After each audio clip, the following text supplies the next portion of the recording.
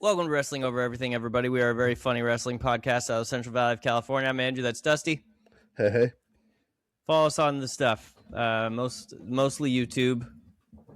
Subscribe to our YouTube. Hit the bell. Notifications. Send us a comment. Like the video. All that jazz. And all that jazz. Yeah.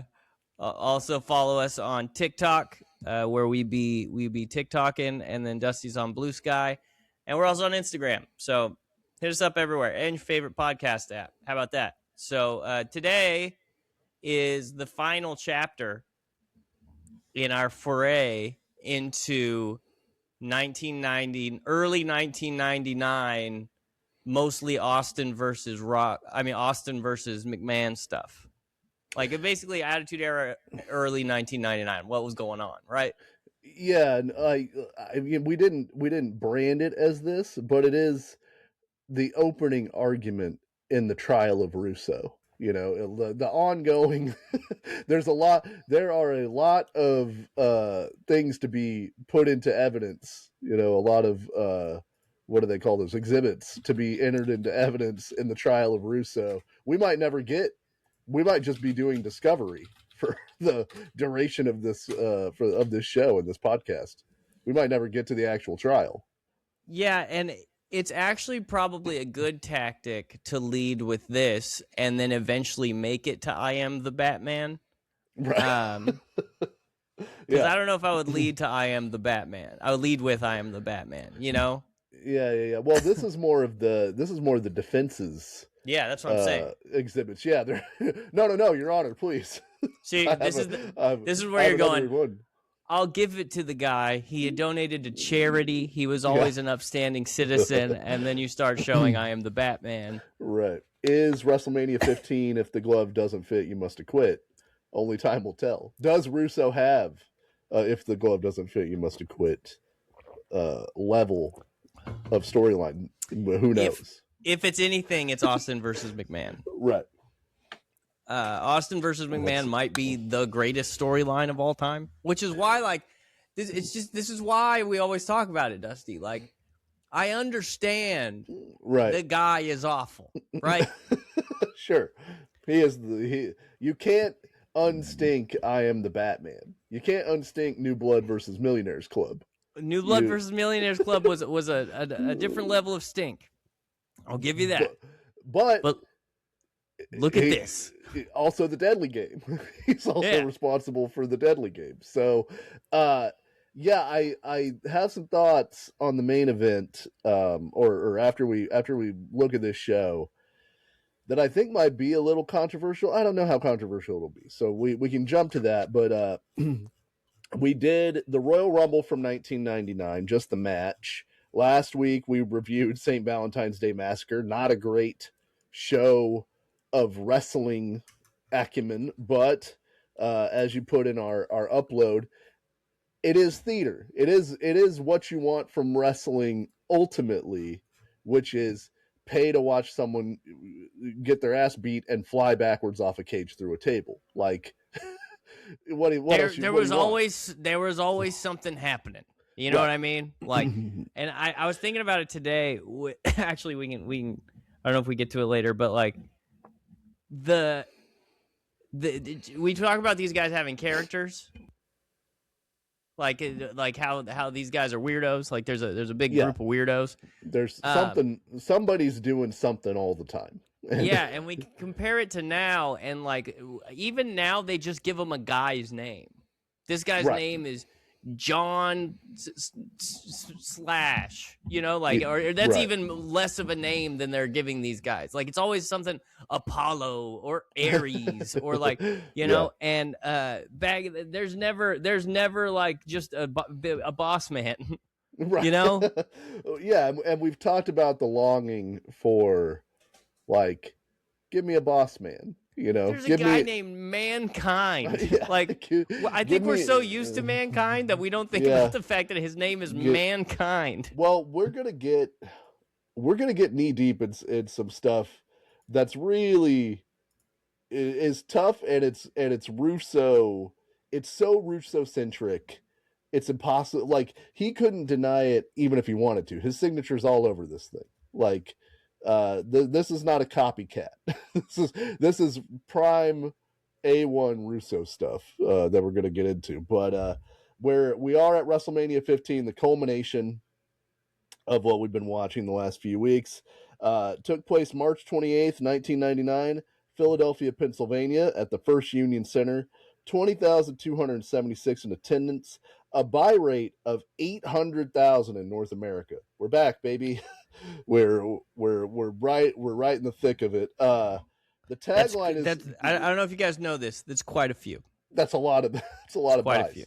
Included among that, my friend Jeremy's dad, whose house I went to watch this pay-per-view. This was not a at-home pay-per-view. This was, I met a kid at my school, freshman year of high school. His name was Jeremy. He also loved wrestling. It's like, hey, I'm having WrestleMania at my house. Do you want to come watch WrestleMania? And like, what better branch of friendship could you offer me at that point in my life than to come watch WrestleMania at your house? That's about it. Well, at that point in your life, okay, I'll take that because I did take you to both nights of WrestleMania. That's true. That might not have been in the budget for my friend Jeremy. Yeah, but we went to the Granddaddy.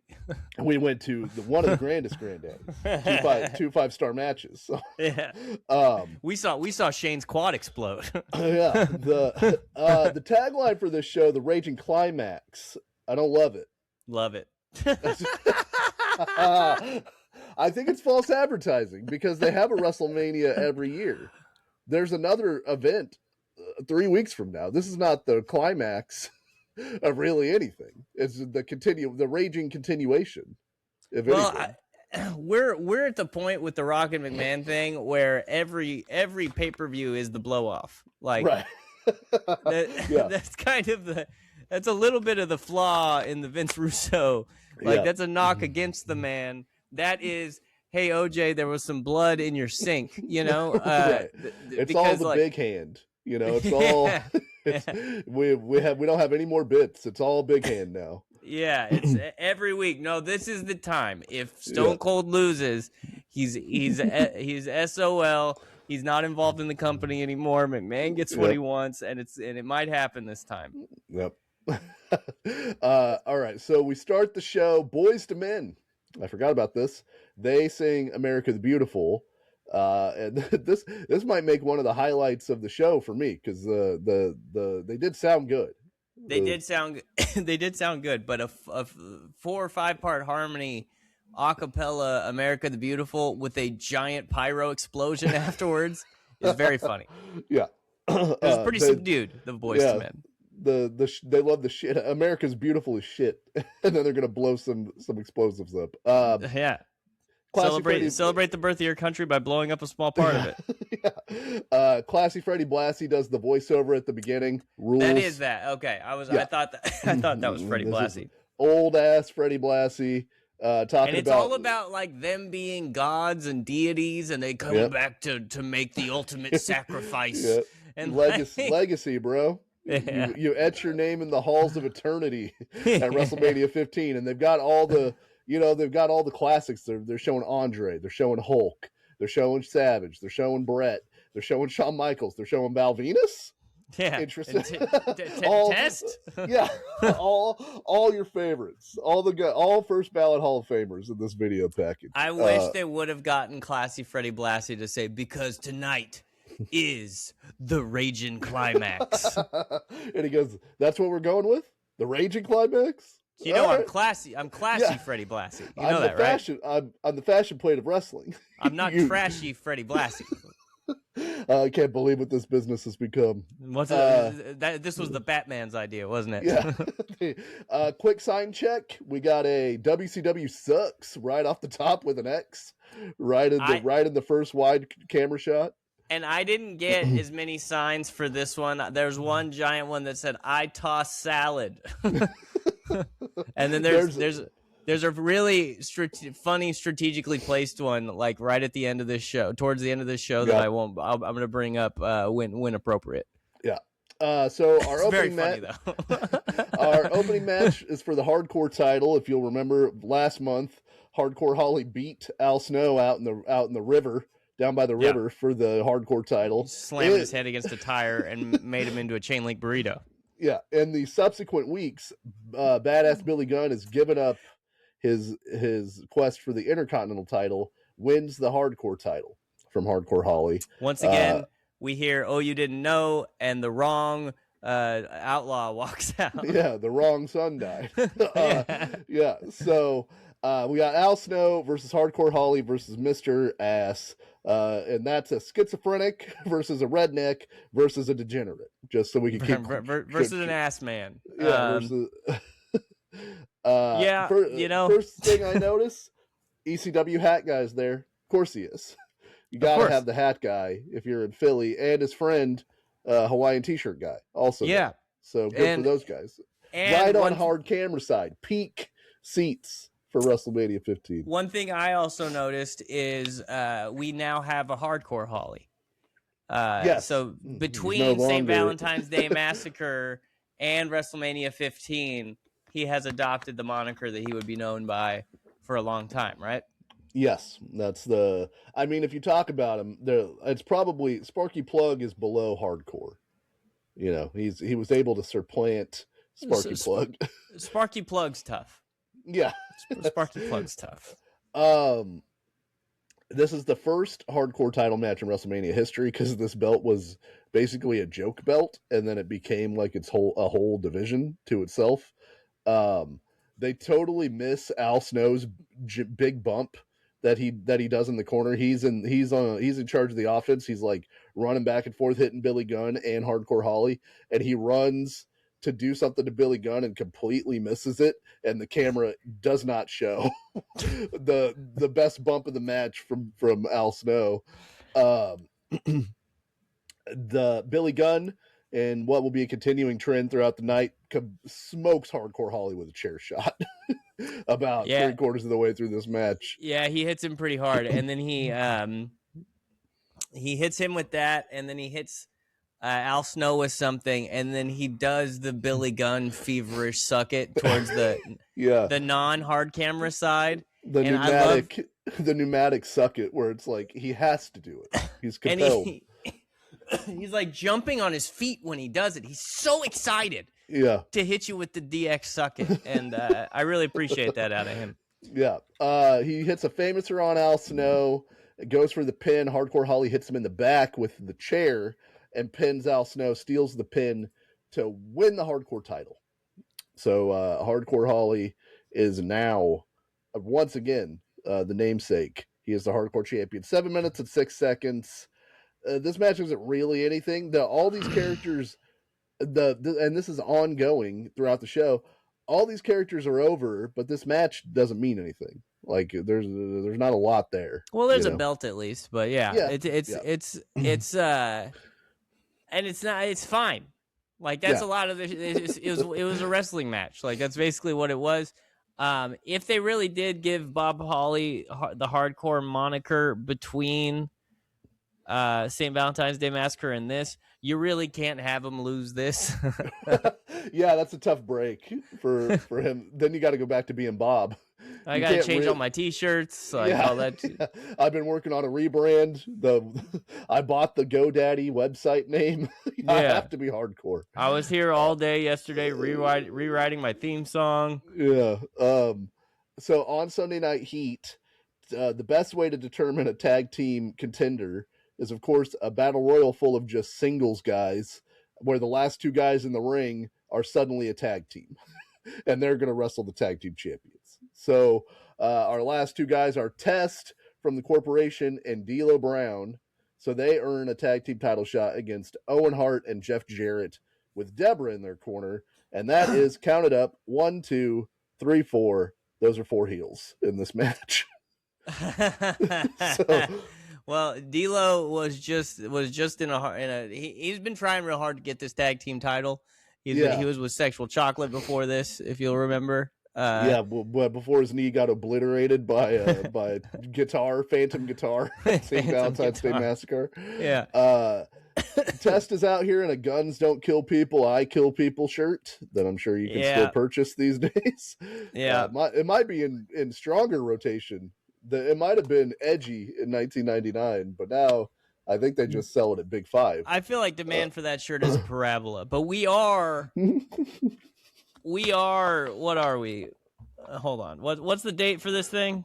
March 28th, 1999. We are less than a month from Columbine, so I'm guessing that that shirt, the sales go down.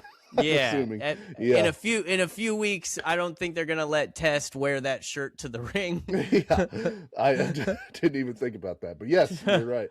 Deborah, they've decided since it's WrestleMania, they're just gonna throw out any pretense of her coming out in a business suit. She's just straight up out here in a bikini. Well, and I think it's because with a suit jacket, but they didn't deliver at St. Valentine's Day Massacre, and they probably got some letters. Right. So they were like, I'm sending her straight out in a thong this time. Yeah. Which, poor Owen the funny Hart thing here. about the WWF at this point is all of their women are 45. Like, they don't have any, like, young, hot women, in the whole organization. Everybody's 45 years old. There's something later I was surprised by that we'll get to. But, all right. Man, poor Owen Hart in here, because Test is he's rough in this match, and he's just potatoing Owen Hart. Like, he goes to clothesline Owen Hart, but he doesn't hit him well enough for Owen to flip over the top rope like he's supposed to. So Owen goes like halfway up and then falls down under the bottom rope to check, like it has to check his face, because I'm assuming Test just straight up hit him in the face instead of the chest. And it's easy to, like, if you don't see Owen Hart standing next to a certified big fucker, to assume that Owen Hart's like a really big guy. Yeah. But he was billed at 5'10". Yeah. Like, he's not that. Probably 5'9", 5'8", probably. Yeah, and Test made him look like a child, like a buff child, you know? Yeah. A crew-cutted buff child. Yeah. And he's only got about 2 months, by the way. Yeah, also tough times all the way around. Basically, this match is nothing because there's no storyline, and D'Lo Brown and Test aren't a tag team, so they don't have any like moves or chemistry. And I doubt in the 20 minutes since they won this battle royal, they've been able to figure out something for themselves. So it's all a backdrop so that we can get a cat fight between Ivory, who's out with D'Lo Brown, and Deborah. And then during that distraction, Owen Hart does hit a pretty sweet missile drop kick on D'Lo Brown off the top rope, and that leads to Jeff Jarrett and Owen Hart retaining the World Tag Team Championships. And let's check it: 3 minutes 58 seconds. There was one spot that I really liked. Jeff Jarrett tried to leapfrog D'Lo at one point, and D'Lo caught him into a slam. It was pretty cool. Yeah. Pretty cool little spot. The lowdown, or no, what is it? The sky high. That's what that move was called. It was like a weird lifting power bomb D'Lo used to do. D'Lo's really underrated. I really like, especially in this time frame. He gets a moment to shine. Like in the middle of '99, he's one of the best workers in WWE. That's no slight. Up next, the first murder of the evening. There's a video package for Bart Gunn versus Butterbean, because we covered it on our old show. We might just have to do it again, dude, because there's an endless fount of Brawl for All content that you can have. But they do the Brawl for All, which is a shoot boxing / wrestling sort of. I won't call it MMA because that's an insult to MMA, but they're trying to do like kind of a tough man contest with some wrestling rules. Okay, and this is another Russo thing, and this is, okay, OJ, why were you found in the white Bronco with various disguises and a pistol? Right, yeah. This is the biggest evidence, one of the biggest pieces the prosecution has is create a shoot fight scenario because you're mad at Bradshaw for saying he's a tough guy. Turns out Bradshaw is a tough guy because he's in the finals of the shoot tournament that you created, and a bunch of guys get injured. Henry Godwinn, Savio Vega, biggest of all, Dr. Death Steve Williams, who they brought in you buried Dr. Death. They brought him in to feud with Steve Austin. He's best friends with Jim Ross, who's the head of talent relations, and Bart Gunn has unfortunately just knocks Dr. Death on his ass. Straight kills him in one night. Dr. Death tore his hamstring off the bone in that fight. No one cares. He got slept by Bart Gunn. You can't get that off you. And everybody assumed that Dr. Death was going to just win this tournament like easily. He was the toughest guy to ever live. Yeah, he's like all the stories of Bo Jackson, like the crazy ones where it's like he killed a dog with a rock and he jumped 50. I saw him jump across a 50-foot gorge one time. Like that's Dr. Death. Yeah, those are the wrestling's has Dr. Death for all those stories. It's him and Haku are the two baddest motherfuckers on the planet. So Bart Gunn wins the Brawl for All. He beats Hardcore Holly. He destroys Dr. Death. He sleeps the Godfather, and then he knocks out Bradshaw. So his reward for doing that is now he has to fight Butterbean. At WrestleMania. At WrestleMania. His reward for doing good. And this is why, this is so stupid. You could have done something with Bart Gunn after he legitimately knocks out Dr. Death and Bradshaw and the Godfather. It's wrestling. It doesn't matter if he can really box. So stop there. Yeah, you put him in the hardcore division. Is he ever going to main event WrestleMania against Steve Austin? No. But give him the knockout punch. That's like his move. He's got a thing. Yeah, Bart the Hammer Gunn. But no, they decide to put him in the ring with Butterbean, and there's this montage where they're talking to boxing people, and three of these people are like, I think Bart Gunn's got a chance. There's no fucking way that anybody who's a legitimate boxing expert believes Bart Gunn has a shot in hell of beating Butterbean.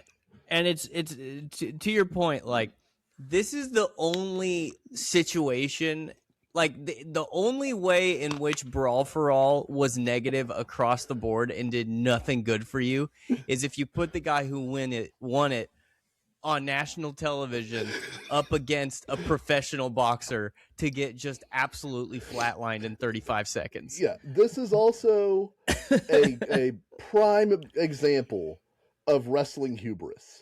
Because I can imagine some guys backstage being like, well, I don't know, man. Bart's a tough motherfucker, man. Bart's been in a bunch of fights. You see what he did to Dr. Death?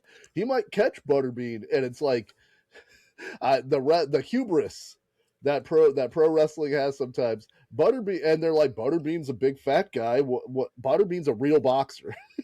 He's a legitimate. He hits really hard, and he's fast for how fat he is. Like, yeah, he's giant, so it doesn't help Bart Gunn in any way. Like, the weight class is in Butterbean's favor. Butterbean's the boxer. I listened to an interview with Bart Gunn today, a YouTube interview where he was talking about how he wins the Brawl for All. They tell him he's going to fight Butterbean instead of having a program with Steve Austin, which I hate to tell Bart Gunn. They were never going to put you in the ring with Steve Austin.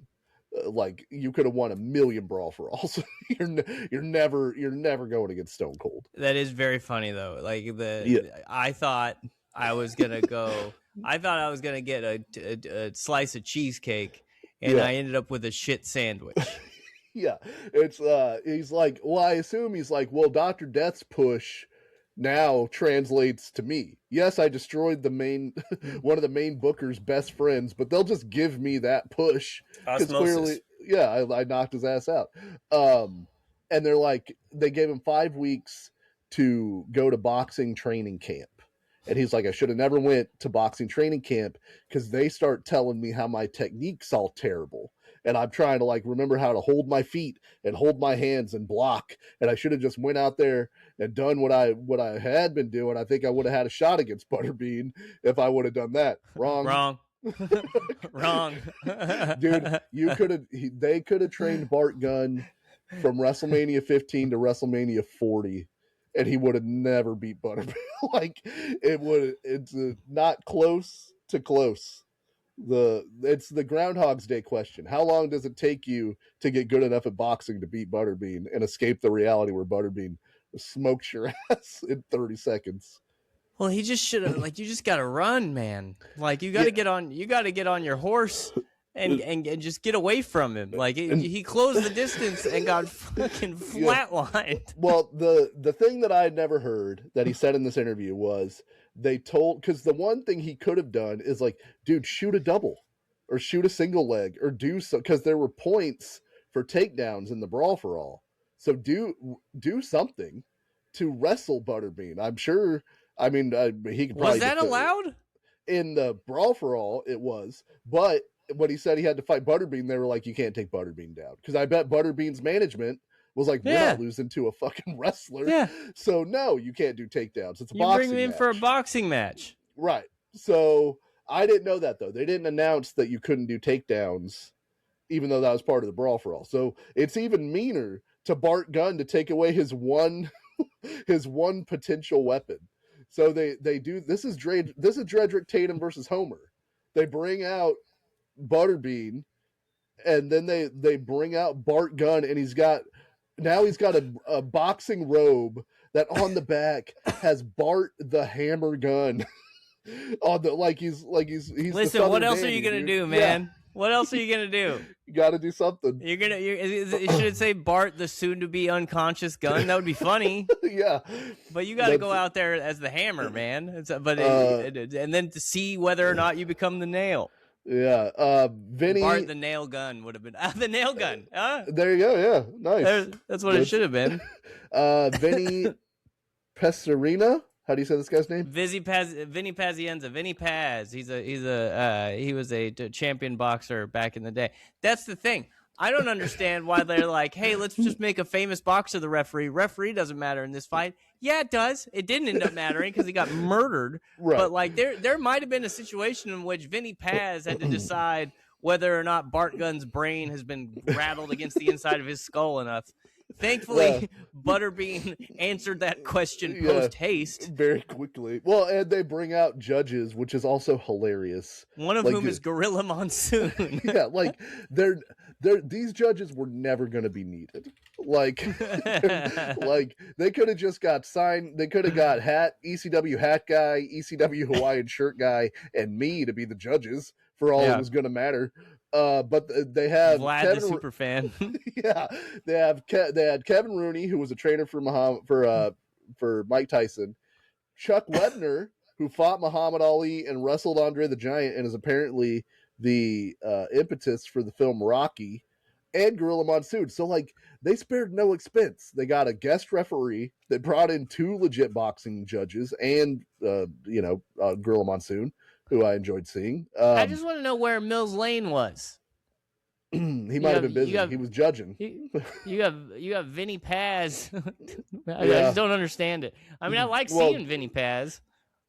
But this might be beneath Mills Lane. This might be right up the Tasmanian Devil's alley. You know, he was what they could get Mills for Lane the rate. Mills Lane came to one of the WrestleManias though. He did a WrestleMania match, didn't he?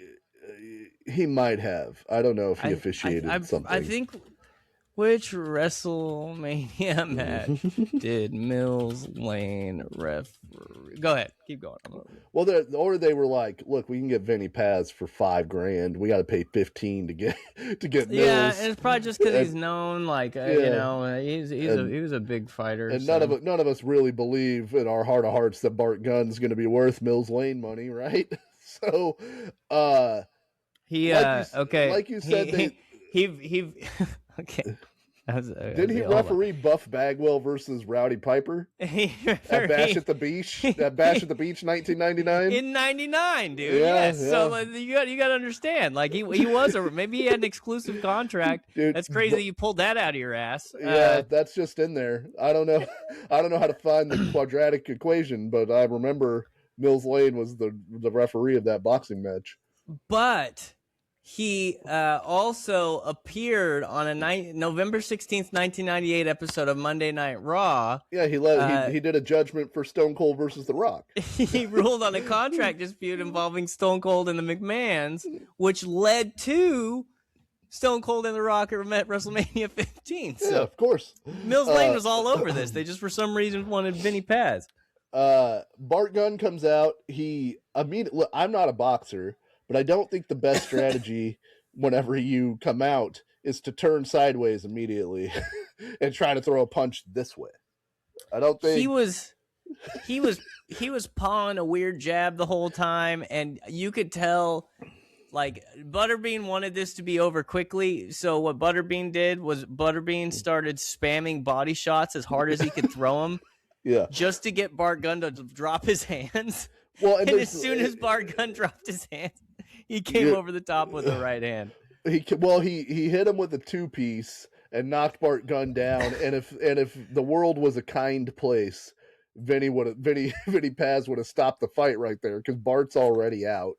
But the people wanted blood, so they stand Bart Gunn back up and just immediately a right hand from the depths of hell. Like the Cerebus the Hellhound is behind this right hand, just obliterates Bart Gunn. It looked like Butterbean hitting me. Like with my little neck. Like I don't know if Bart was really relaxed. I don't know what's going on, but he hit him like he punched a Jack in the Box with his head on a spring. It's a Pez dispenser knockout, and Bart Gunn goes down, and you can hear the legitimate concern in Jerry Lawler's voice. Like he's the heel announcer and he's not supposed to care, but you can hear him be like, that's it. We got to get Bart Gunn's gonna die in the ring if we let him stand back up. And luckily for Bart Gunn, he couldn't stand back up. He was flat. He was completely separated from reality. Yeah.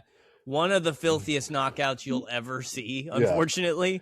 And it's such an unfair thing. Like, it's unfair to Bart Gunn to be put in that position. And because there's no fear from Butterbean. What's going to happen? Nothing's going to happen to Butterbean. He can walk through Bart Gunn like nothing. And he did. You can tell he was never worried Bart Gunn was going to punch him.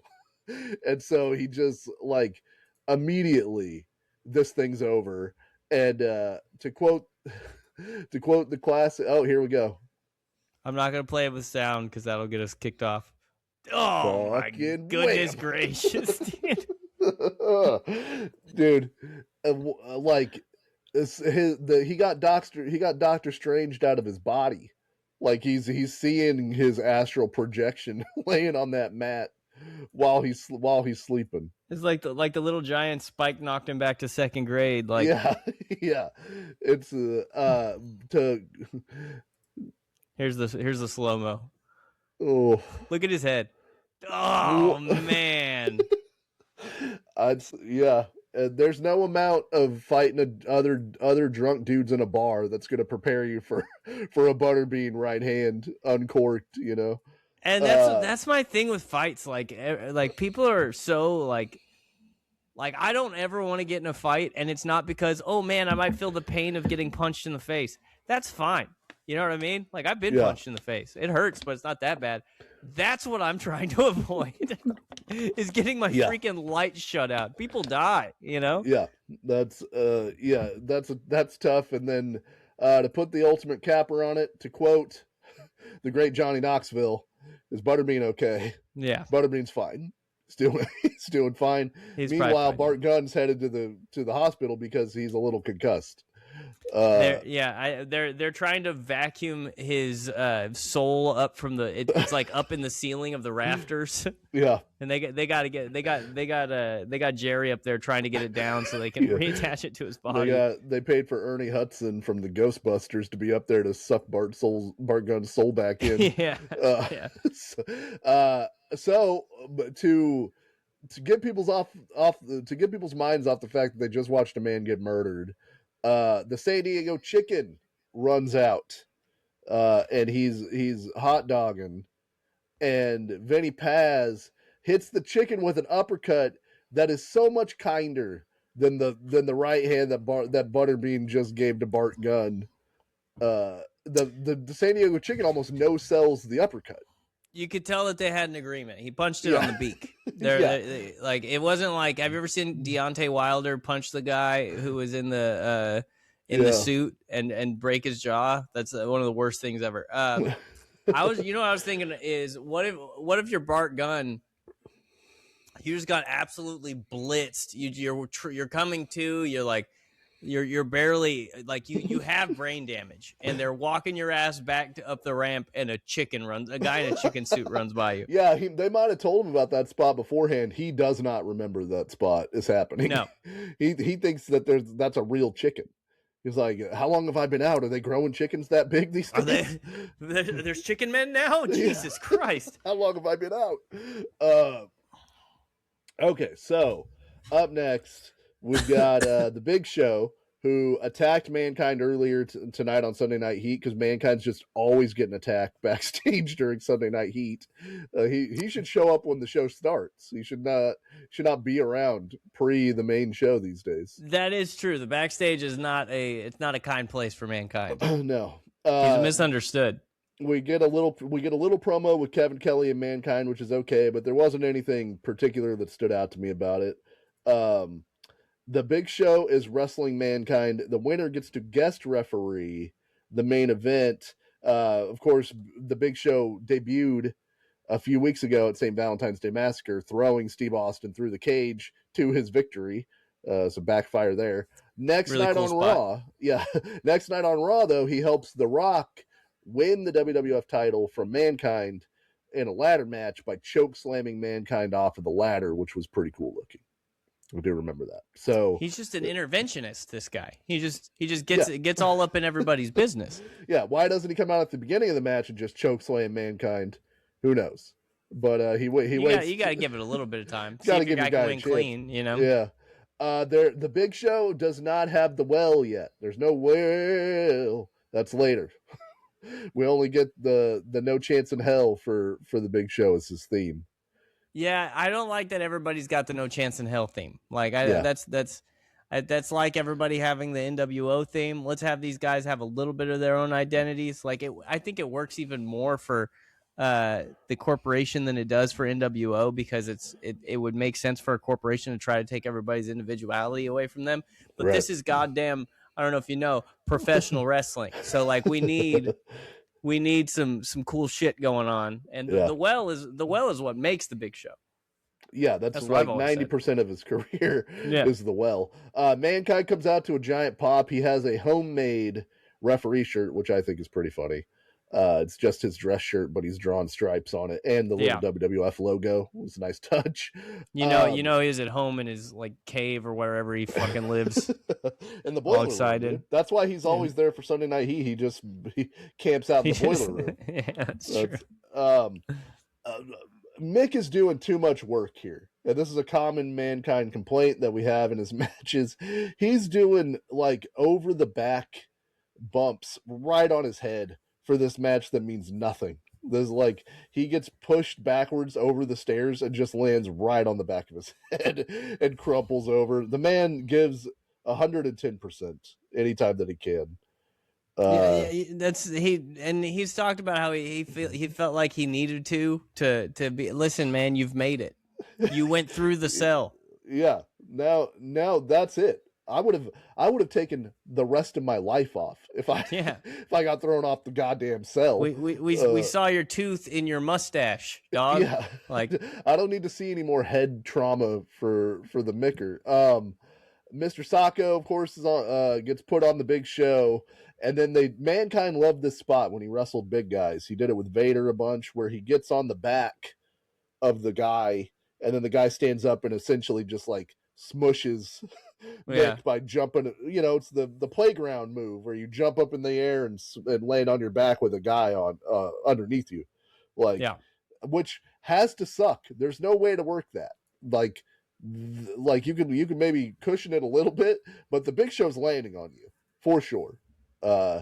And knowing Mick, he's a big fucker. Yeah, and knowing Mick, he probably doesn't want to work it. So the end of this match is Big Show grabs 2 chairs and choke slams Mankind through those chairs and gets himself disqualified. He was so angry, he was so incensed at Mankind's ability to continue to live after being smushed that he couldn't help but choke slam him through these chairs. So now Mankind is set up to be the special referee for the main event.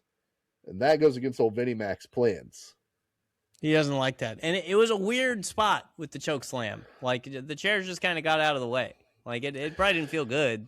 Right. But, like, I don't know. Well, the culmination of all the trauma on Mick Foley, he shouldn't be taking any bumps. Like, so this one probably doesn't do much in the grand scheme of things, but it's like compounded. It's probably like another car crash for him. Yeah. So, Vince comes out. He starts berating the Big Show. He calls him a nobody. And then Big Show snatches him up like he's going to choke slam him, but it was just a warning. And then Vince calls him, because Vince is undeterred. When he's blown his top, he calls him a nobody again and slaps the Big Show. So Big Show gives him a really crappy worked punch to knock him out. You can see him grabbing the top of his head and hitting his own hand from the replay angles. Yeah, that was pretty clear. That's what he did. I mean, listen, he's new to the company. You know what I mean? He doesn't want to go back and work for Bischoff again. Right. Like, you don't want a potato. You don't want a potato Vince. He's like, I don't want to rejoin the NWO again. God damn it. Yeah. But he's only been in the corporation. He's been in the corporation less than a month. And this is a small piece of evidence. This is like, but that is Russo. That's a total Russo move where suddenly he's going to turn babyface for no real reason after coming into coming in as a heel. 3 weeks later. This is why'd you hurry to Chicago, OJ? Yeah. Why? Whoa, that Hurts conference, was it? Yeah. So, well, why'd you cut your finger, OJ? You were putting. Yeah, you were hitting putts. And then, of course, now Vince wants the Big Show arrested for assault. And one funny part here was he was like, "Get on the phone or get on a mobile phone, and you get the police down here," because it wasn't just a phone back then. You had to delineate your landline. I still hear people say cell phone. Where's my cell phone? I'm like, your knees hurt, don't they? Yeah, there's no the Verizon tried to offer me a landline when I upgraded my phone, and I was like, to do what? Why would that's just another thing in my house? Some people get them just so they can have a dummy phone number that they give people, and it's not actually plugged in or anything. I guess but it was like $5 a month, and even then I was like, I'd rather have the $5. Oh, dude, I had a voicemail from a collections agency today, and I was like, "What the hell, man?" So I called them back, and they were looking for some lady named Geraldine. Yep. Oh, thank God! Yes, people have been calling me for Geraldine's bitch ass for over 10 years, trying to buy her house and trying to. And so, anyway, but it's all fun and games except the Micker. He's in rough shape. He's on the stretcher. They're with internal injuries, and they're hauling him out to the ambulance. So as we know in wrestling, once a guy's put on the stretcher and put in the ambulance, no chance he's coming back. Especially Mick Foley. Mick Foley will never swerve us like that before. Match number 5. Here we go. We got a 4 corners elimination Intercontinental Championship match featuring Goldust, Bizarre Weirdo, with Ryan Shamrock and the Blue Meanie, also Bizarre Weirdo, versus Val Venus, Porn Star, Ken Shamrock, Maniac, and Road Dogg, who's the Intercontinental Champion / Degenerate. So, you texted me last night, Andrew. Yeah. Yeah.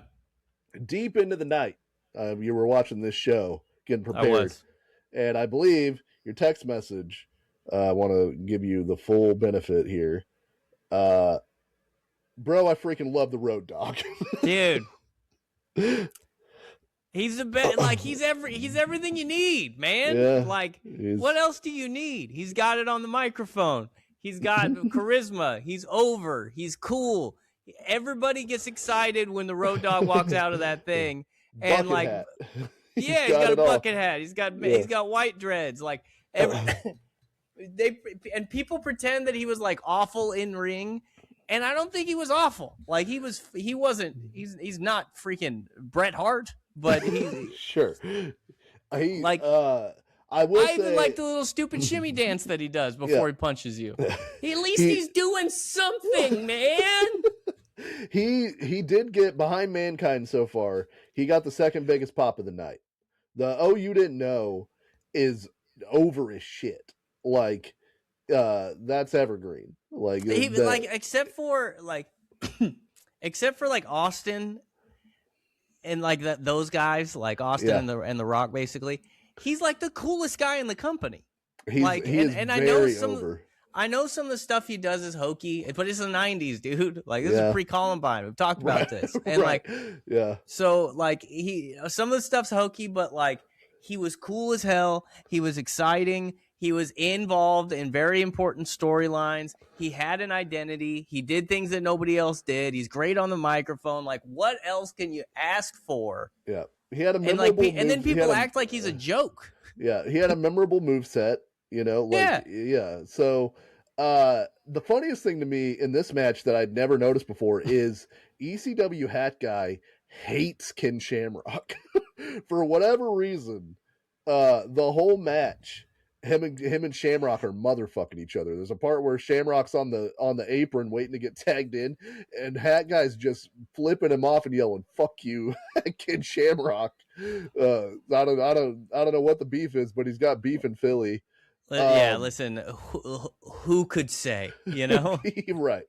I thought Val Venus and Goldust, and look, I am not championing that they should have cut this four corners into a Val versus Goldust Intercontinental title match. But these guys have a nice little mini match when it's their segment in the ring. But the problem is, one, I hate Val Venus, and two, like, he does nothing. He does nothing for me. Like what did he come out and say? He's like, the Big Valboski wants all the women to say. He talks like Pete Holmes' Batman. Yeah, and he's like, wants to. This belt won't keep the Big Valboski's pants from coming off. Dude, the name of the tagline for the show is the Raging Climax. It's right there, dude. Come on, man. He used all of his creative capital on the Big Valboski, which again, very funny.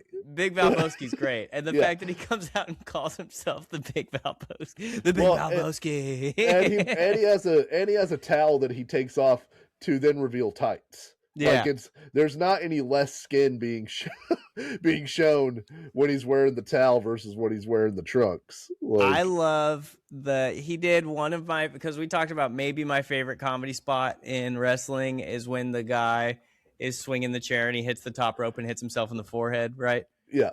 Another one of my favorite comedy spots Val Venus did in this match where he's in the corner. And I can't remember exactly how it happens. Goldust falls to the ground and is laying there, and Valboski passes out, almost does like a flare bump, and falls and hits his head right on Goldust's nuts. This is also a big. Once again, I don't know if you kept evergreen spot. I don't know if you kept a count. This is almost 97 WCW level of low blows in this show. There's a lot of nut shots in this show. And that is true. It's highly concentrated in the back half of the show. But the funniest thing to me is, okay, so they have Val, they have Shamrock, they have Goldust, they have Road Dogg. And they've for some reason made this an elimination match, not a just whoever gets the first pin. And it's a stupid format. Like you have to tag people who aren't on your team in to a tag team match, to a non-tag. It's stupid. And why would I ever tag in? If I don't get eliminated, then I'm gonna be guaranteed to be in the last two guys. So the Big Valboski's looking for a cuck chair so we can just watch the match. There's always one in the corner for the Big Valboski. So Val and Shamrock end up on the floor. Shamrock ends up on the floor first, and of course Ryan Shamrock, who's now with Goldust due to whatever reason, comes over, and it looks like she's gonna do some kind of spot. but she ends up just standing there next to Ken Shamrock, and then Val Venus baseball slides him outside of the ring, and then they fight off because they're like, we got to get rid of these two guys. For some reason, we can't pin Val Venus, so that we got to do the double DQ spot or the double count. You got to keep him strong. Yeah. Yeah, and it's very funny. Ken Shamrock was, at one point notices that they're getting counted out, and he starts running, and he gets to he timed it up really well. He gets to the apron at like 9.5, and gets counted out. So my favorite thing about Ken Shamrock is he's always gonna freak out. Like it's like the episode of It's Always Sunny when the Charlie McDennis, where they know that he's gonna flip the table over at some point, so they nail Mac's the table try down. To flip it. And that's Ken Shamrock all the time. So he freaks out because he got counted out, and he beats up the Road Dogg and who's the other one in the ring? And Goldust. He bellies Goldust and the Road Dogg to reset us to neutral. Like I said, Ken Shamrock (parentheses) maniac. He gets out of the ring and just goes and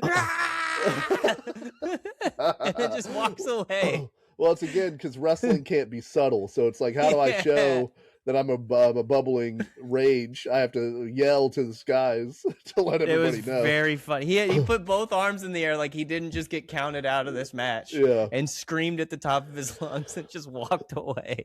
The end of this match is very strange because Goldust goes to shoot Road Dogg into the corner or into the ropes, and Road Dogg reverses it. So then Ryan Shamrock, in full view, she can see everything that's happening.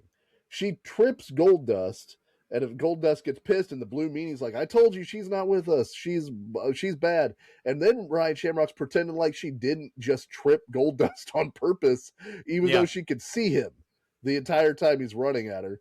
And then Goldust runs at the Road Dogg, and he picks him up and power slams him, which is not normally in the Road Dogg's moveset, and gets the win. Road Dogg retains the Intercontinental title in what was up to this point the best match on this show.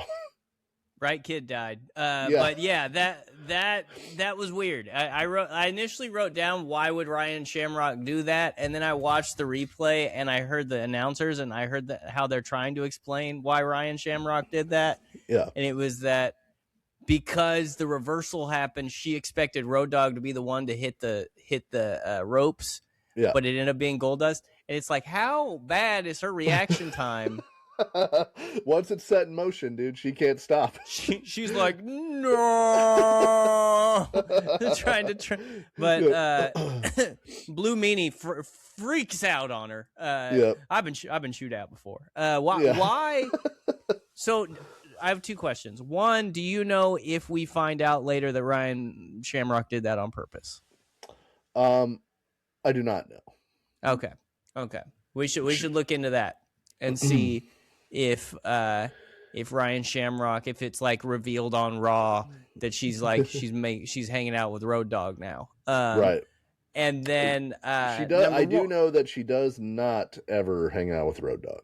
She doesn't. Well, her loss. Right. But do you see the bucket hat? Come on. My second question is, why is Blue Meanie now on the team of Gold? See, this is another like. This is you hit your head on the air conditioning outside of Kato's apartment. Yeah, Kato Kalin hurt you hitting your head on the air conditioning because everybody just changes alliances every week. Yep. And it's impossible to follow. I wish I could tell you why the Blue Meanies with Goldust, aside from, the Job Squad and the Brood have settled their differences, so now the Blue Meanie doesn't have anything to do. Ryan Shamrock's Wikipedia just says she was the manager at WrestleMania for Goldust, and then on the April 5th episode of Raw, she gets kidnapped by The Undertaker. So, everybody gets kidnapped by The Undertaker, bro. So who's to say, really? Who's to say, man? That match, 9 minutes 47 seconds, and there is a reason. They are escorting the Big Show out of the arena. The cops are, but they put him in like a red Toyota, which I don't know all my standard issue police vehicles, but I don't think that's one of them. And it looks like, if you really pay attention to it, the red and blue lights that you're seeing are coming through the windshield. So it's probably just a guy off to the side holding a flashing red and blue light. Yeah. But he's like, he uses some WCW language. He's like, "Oh, you guys get a badge, and all of a sudden you guys think you got some stroke." Yeah. That's what he says. He was hanging out with Nash too much. And then he gets into the car, and he is comically way too big for this car. Maybe that's why they did it. They're already shutting the Big Show down. They're like, "Look, man, you're a comedy wrestler. We're gonna put you in the tiny car. Are you amused by the size of my automobile? This is the largest one I can afford." Yep. Hey, everybody, this is the kid that laughs at everyone. All right, our sixth match. We've got Kane, burned up monster, taking on Triple H, the head degenerate, the leader. Yep. He's the leader of the Degeneration Squad we've seen so far. If you'll remember, Kane and China were together at the last pay-per-view because China turned on Triple H. Then, 3 weeks ago, China accidentally got hit by a fireball that Kane shot out. Hate when that happens. Hate when the wrong guy gets hit with the fireball that I threw out. It's really tough. I've seen so many botched fireballs. It's unbelievable. I don't know if I've ever seen a fireball work. What was the one that was the one that we watched recently? Was it Sting? Who was trying to do a fireball that was like awful? Hogan. Oh, it was Hogan. It was Hogan. Yeah. Hogan the Warrior, dude, where he firebombed his own face. It was the worst fireball of all time. And then a week ago, Kane got shot in the face by a flame gun by Triple H, who was dressed as Goldust. I hope his burnt arm is okay. The one burnt arm, I hope that the spandex protected him from the flame gun. My arm is now further burnt. Yeah, you won't know, but it is. Trust me, it hurts bad. And it's a bitch to apply aloe to that thing. I've got to tell you, it's so weird that the feud that is one guy is now with the other guy's girl, and they both used fire on each other, is, as of this point, the only normal singles match we've had on this WrestleMania. There's no stipulation tied to this match, and they have an Inferno match that they do. Why isn't this the Inferno match? If you've already done so much fire, they're like, no, we got to do it. This one's got to be straight up. Yeah, I feel like it's possible to overfire. Yeah, we don't. And Kane should come out to Jimi Hendrix. Fire, just do it. Do it at this point. As Kane's getting in the ring, the San Diego Chicken runs back out to attack Kane from behind. Turns out it's Pete Rose trying to avenge last WrestleMania 14, where Pete Rose, in one of the funniest moments of all time, makes fun of Boston for losing that World Series, and then keeps going, "What about it?" every time he hits him with a zing. He's like, "What's my Buckner?" Right? Yeah, Bill Buckner. Yeah, Bill Buckner. My good buddy Pete Rose. Rest in peace. Yeah. R.I.P. Pete Rose. Kane slapped me in the face. Immediately tombstones Pete Rose and baby faces himself. This is the weird thing about the Pete Rose Kane rivalry, is Kane is the babyface in all of these situations. Well, didn't Pete Rose play for the Phillies at the end of his career? He did, yeah, but people want to see him get tombstoned. The desire for Tombstone overrides his time with the Phillies, even though he did win a World Series with them. While that's going on, Triple H attacks from the crowd. We are still long pants Triple H at this point. This match is so boring. Like, I was trying to find something to talk about in this match, and they're just not doing anything. The only thing I could think of was Kane gets ran into the steps, and I'm like, man, I hope that doesn't hurt the superficial burns he got from the flame gun that they're talking about. I literally didn't take any notes for this match. Like I remember the Yeah. steps thing. The only other thing that makes me laugh, and I know we talk about Kane's outfit a lot, but like I do like that Kane keeps one of his arms uncovered so you can see how fucking jacked Kane is. He's like he's a monster, but he's still got a little bit of vanity. You know, It's like modern basketball players wearing one long leg sleeve. yeah, he's like, look, the other one's burnt up. That's gross. I get it. I'm a monster. Even I understand. But look at this fucking gun I got on this side. You gotta respect that. I'm putting up 320 in the asylum where they let me in the yard an hour a day. I'm fucking pumping weight. It's me and Mick out there doing training. They said I've got a certain kind of strength, but I'm not allowed to say. Not allowed to say what that is. Not even on this show, I can't say it. Okay, so then China appears. Her retina undamaged, it would appear. She didn't have the commitment of Jake the Snake Roberts to like a fireball does not do as much damage to the eye as arrogance. Rick Martel's arrogance. I forgot what it was called. We didn't have to have China and a lens crafters looking for lenses. So she comes out, she throws the steps in the ring, and then Triple H tries to block the steps with his feet when Kane runs at him, fails to block. The steps nail him right in the stomach, even though he tried to kick him back at Kane. The whole thing is so that when Kane goes to choke slam Triple H, China can hit Kane with the chair. Swerve number one. We're building swerves.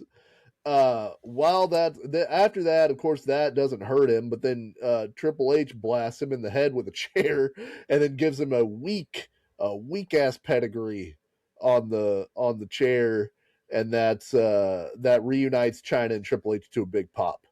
Why did China join the corporation? This is, previously she had called the cops. Right.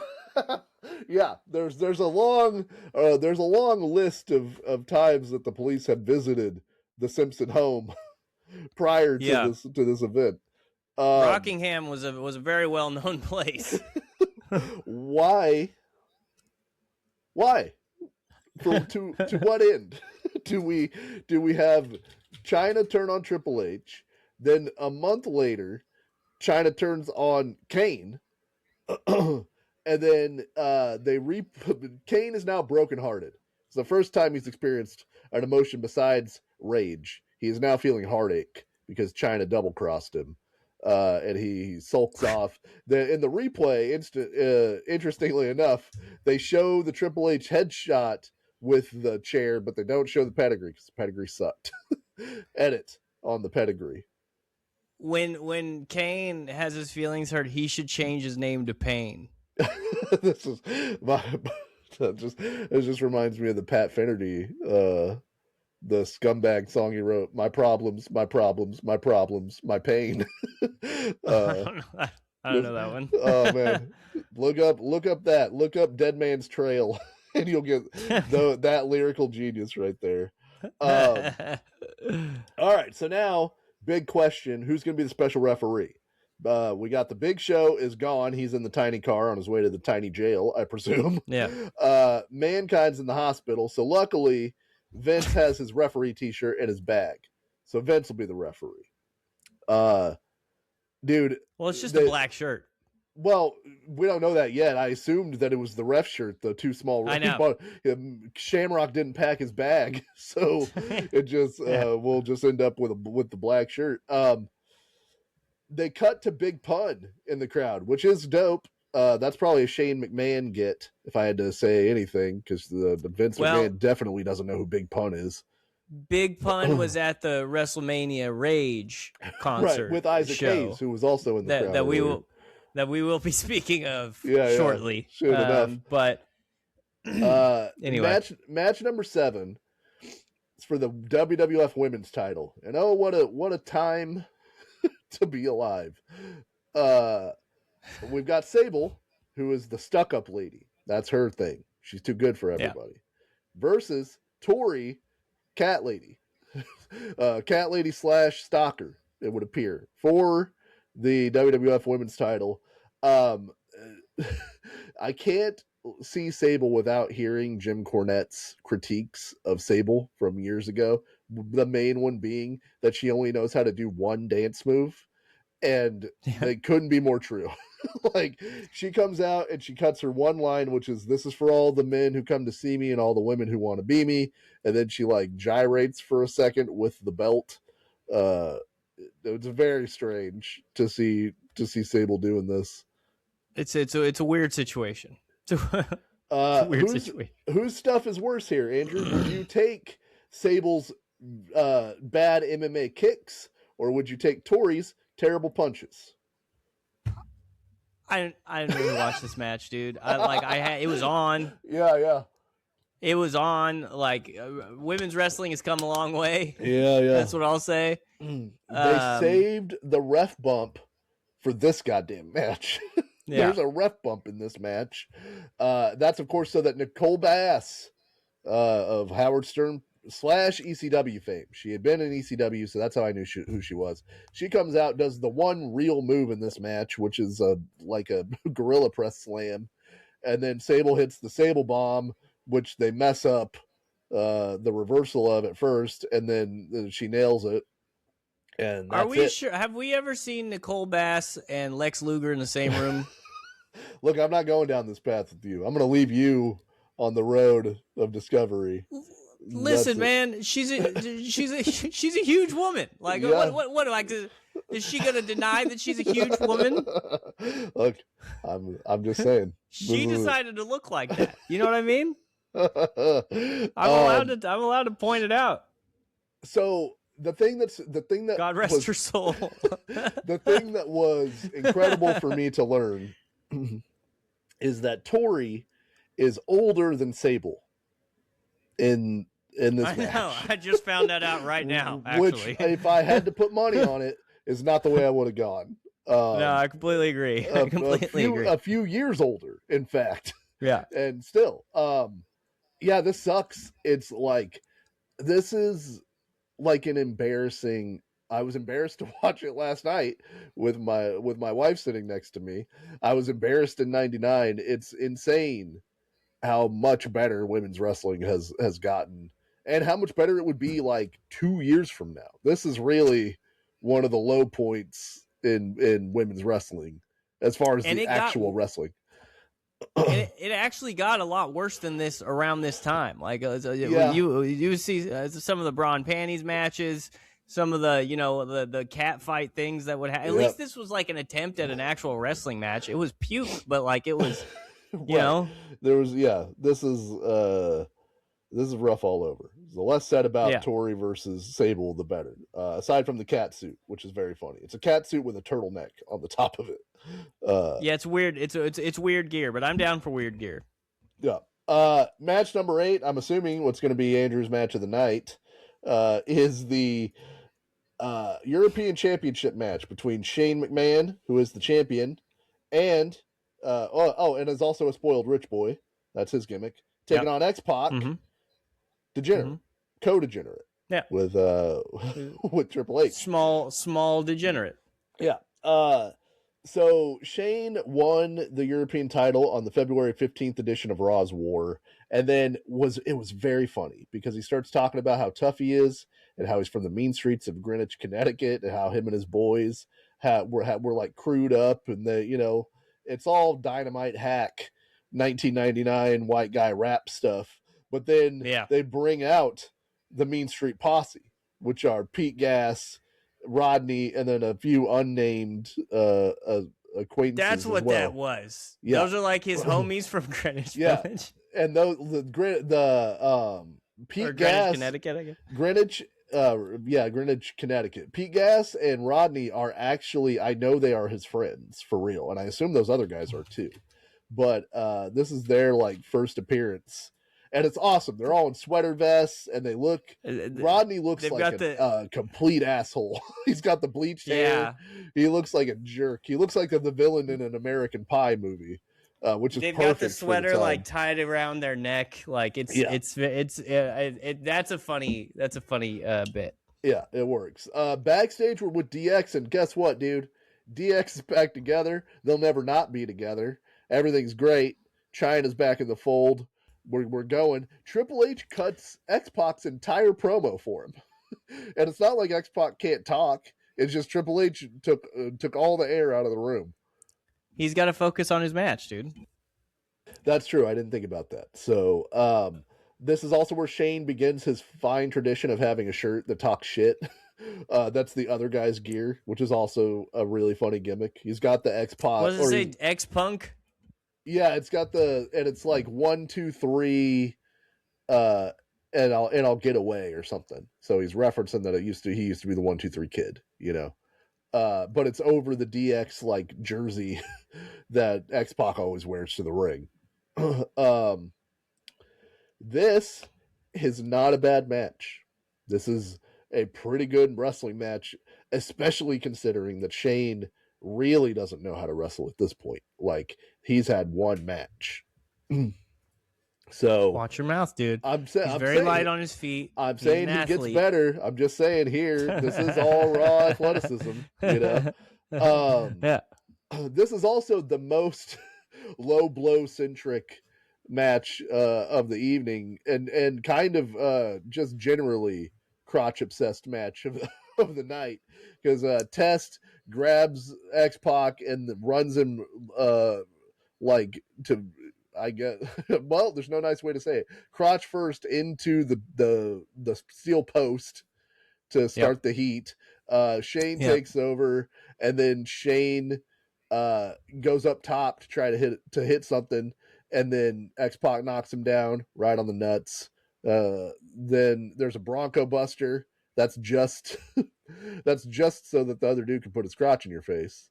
There's two Bronco. He gets busters. His Bronco busted. There's a couple Bronco Busters. A couple guys getting their Broncos busted, and then Shane tries to Bronco bust X-Pac. X-Pac gets out of the way. Shane nards the corner. Yeah, which is classic reversal, you know.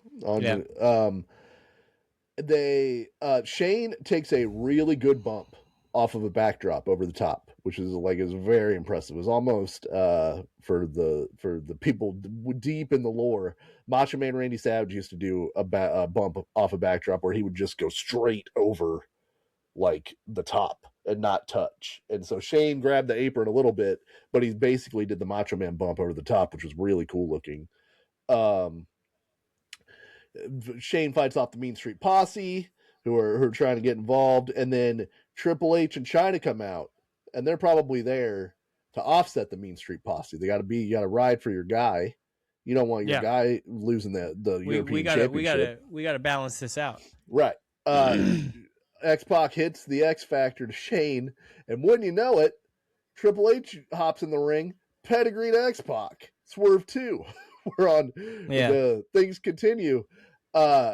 Shane gets the pin off of that pedigree and retains the title, and then Triple H and China continue the beatdown on X-Pac. The New Age Outlaws run out and are immediately getting their ass beat by Triple H, China, and Shane. So dude, I've never seen somebody slide across a ring. Dude, like fucking Mr. Ass slides across this ring, dude. He almost makes it all the way across out the other side of this ring. It feels like it was a bet with himself to see if he could make it to the other side. Like, that might be what he was up to. It was amazing. So you beat down your number one tag team, and one of your top baby faces. Why was the car parked sideways in front of your house with blood all on the inside? Yeah. So China joins the corporation, turns it back on Triple H. Yeah. 3 weeks later, China turns it back on the corporation, joins Triple H. One match later, they double cross X-Pac and rejoin the corporation. Why attack Kane, who's on your side and is also a burnt up monster? Like, why have that guy be mad at you? I was literally watching it.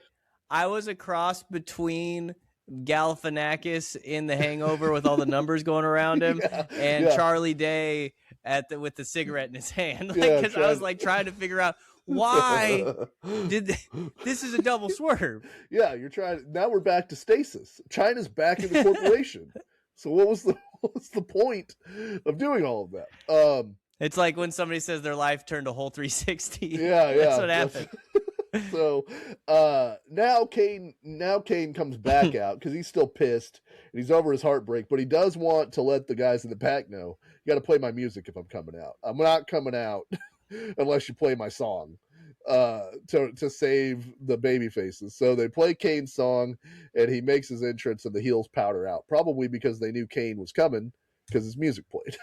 Like, oh shit, he's back. Oh no, that means there's a big red monster on his way. All right, our penultimate. Think about this: the penultimate match of WrestleMania 15 is the Big Boss Man, who is a secret police thug for the corporation, taking on the Undertaker, who at this point is the literal devil.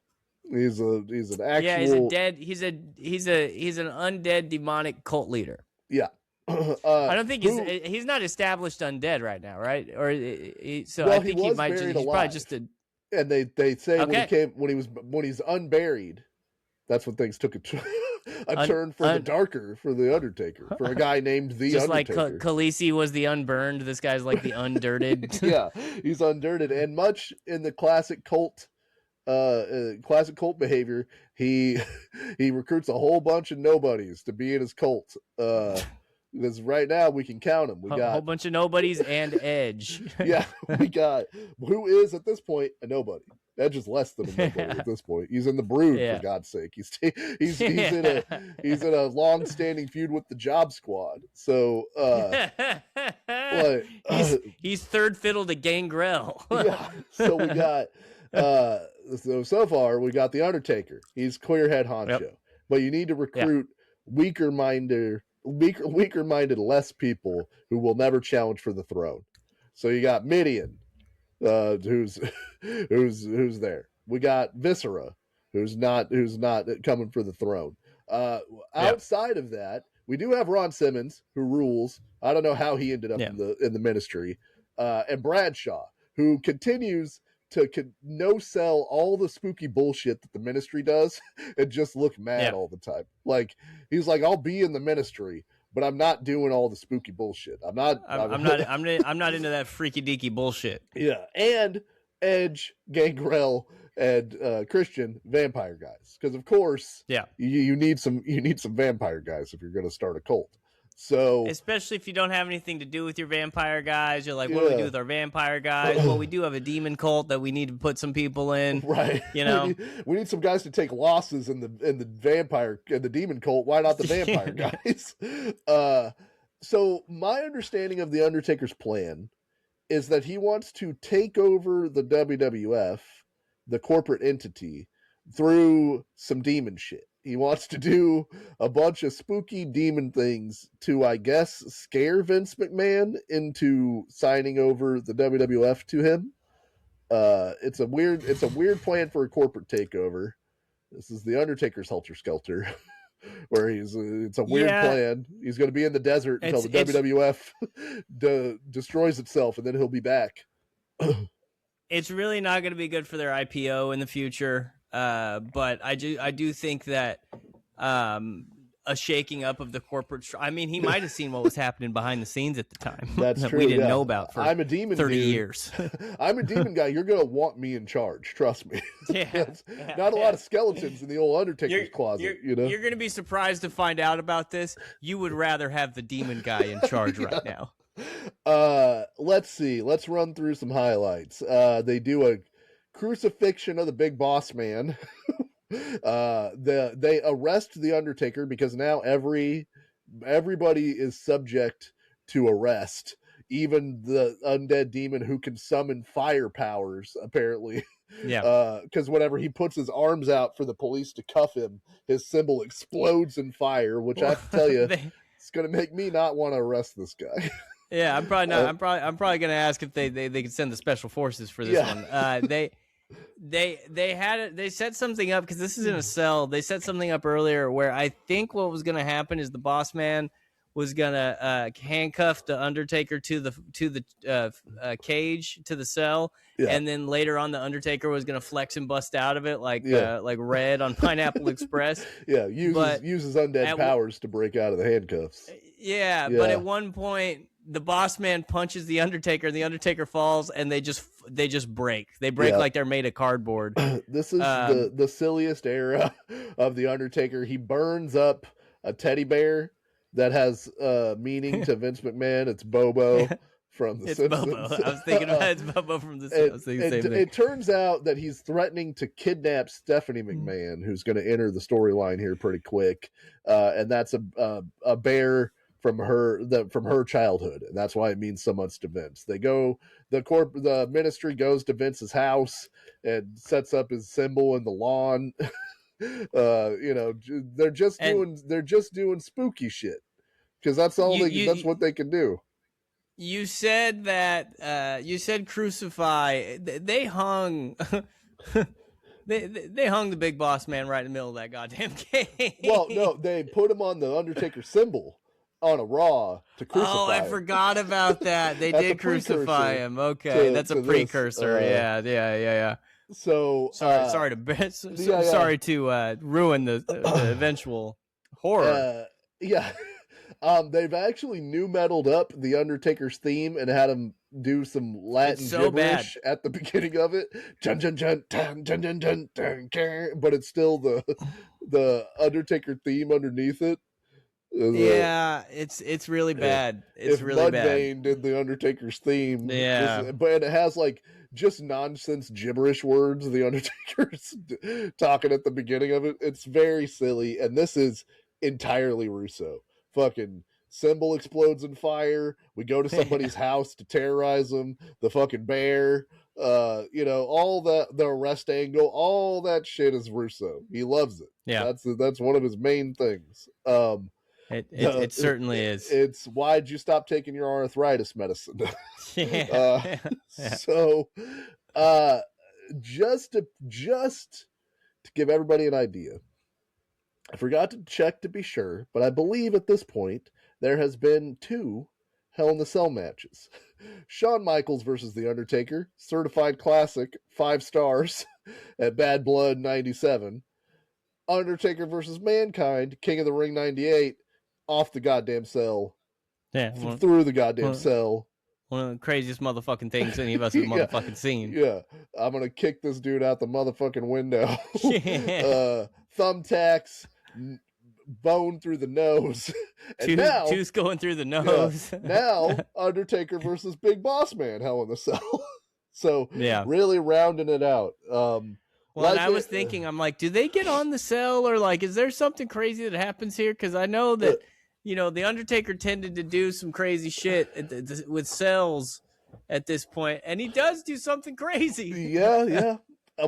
My favorite part of this is throughout the night, kind of subtly, Jerry Lawler's been shitting on Michael Cole while he's been doing commentary. And there are 2 things in this match. There's one where the Undertaker is still walking around, and Michael Cole goes, "The Undertaker's been more inhuman as of late since the Buried Alive match." And Jerry Lawler just goes, "More inhuman?" The dude, like, at this point, the Undertaker's come back from the dead multiple times. He's used fire powers and lightning powers to eviscerate various people. But now, I think I know what the other one is. At one point, Michael Cole talks about the cage, and he goes, "You can get your finger caught in there." Yeah, how dangerous the Hell in a Cell is. The cell that Shawn Michaels has fallen off of, and Mick Foley has fallen off of and through. And Michael Cole's example is, if you got your finger stuck in there, man, that could really hurt. And there's a little bit of a pause, and Jerry Lawler goes, "Finger caught in there." It's so good.